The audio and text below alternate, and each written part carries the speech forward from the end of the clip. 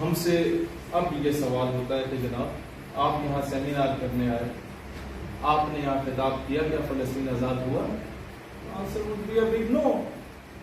آپ نے پورے پاکستان میں جلسے جلوس کیے, فلسطینی جھنڈے لہرائے, جہاد کے نعرے لگائے, آپ نے کیا کچھ نہیں کیا؟ فلسطین آزاد ہوا؟ Answer would be in a big no. تو پھر فائدہ کیا ہے؟ اب میں آپ کو بتاتا ہوں اس کا فائدہ کیا ہے. وہ 1857 کی جنگی آزادی کے بعد مسلمانوں کو پھر روندنا شروع کیا انگریز نے کہ بھائی یہ تو قابو میں آنے والا ہے نہیں, تو ہندوؤں کو دے نوکری, سکھوں کو بھی کچھ حد تک نوکریاں دو, اور یہاں پر کیا کریں تو مسلمانوں کو آہستہ آہستہ ختم کرو. تو سر سید احمد خان نے ڈپلومیٹک سٹیپ لیا, جیسے لوگ کہتے تھے نا کہ جی وہ تو بڑے انگریزوں کے ٹاؤٹ تھے تو بچوں کو انگریزی سکھانا چاہتے تھے. سر سید کے بارے میں آپ کی عام فورسز میں کہا جاتا ہے, فوجی کہتے ہیں if there would have been no Sir Sayyid, there would have been no Pakistan.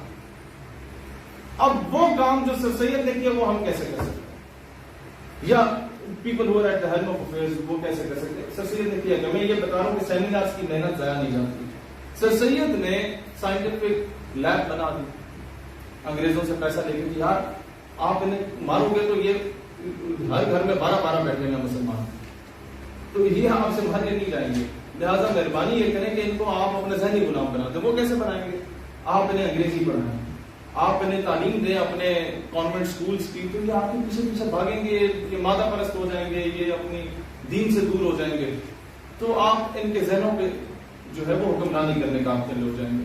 تو انگریزوں نے پوچھا وہ کیسے ہوگا؟ کہتے آپ مجھے فنڈز دیں, پیسہ دیں, میں علی گڑھ کی یونیورسٹی بناتا ہوں, میں سائنٹیفک لیب بناتا ہوں, سارے مسلمان جو نوٹیبلز ہیں ان کے بچوں کو وہاں آ کے میں مفت پڑھاؤں گا, اور آہستہ آہستہ انہیں انگریزی سکھائیں گے تو وہ آپ سے انٹریکٹ بھی کرنا سیکھیں گے, وہ پینٹ کوٹ پہننا شروع ہو جائیں گے, آپ کی تہذیب و ثقافت میں گھل مل جائیں گے.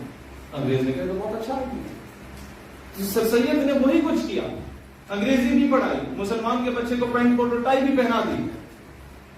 جب انگریز آتا تو سارے ویلکم بھی کرتے, لیکن جب انگریز یونیورسٹی سے باہر ہوتا تو آزادی کی جد و جہد کے ترانے اندر ہی اندر گائے جاتے تھے.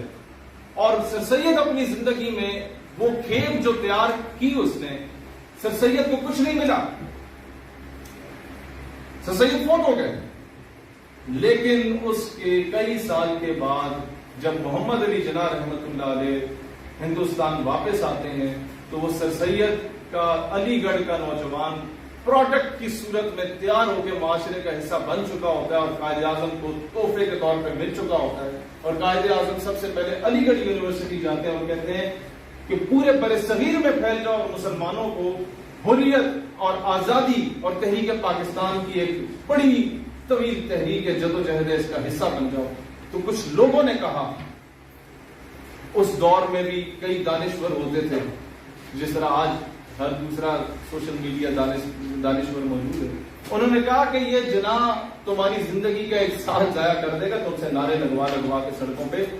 تو علی گڑھ کی تربیت نے جواب دیا, سر سید کی تربیت نے جواب دیا ان نوجوانوں کی صورت میں کہ ہم جانتے ہیں ہم اگر نکلے تو ہماری زندگی کا 1 سال ضائع ہو جائے گا, لیکن اگر آج ہم نہ نکلے تو امت کی صدیاں ضائع ہو جائیں. اس جد و جہد نے پاکستان بنایا. یہ ہوتی ہے وہ لانگ ٹرم میئرز, اور یہ ہوتی ہے وہ سوچ, وہ فکر جو آپ کی محنت ضائع نہیں جاتی, آپ کی جد و جہد کسی نہ کسی سلسلے میں کسی اور کے کام آ جاتی ہے اور آپ اپنے مقصد میں کامیاب ہوتے ہیں.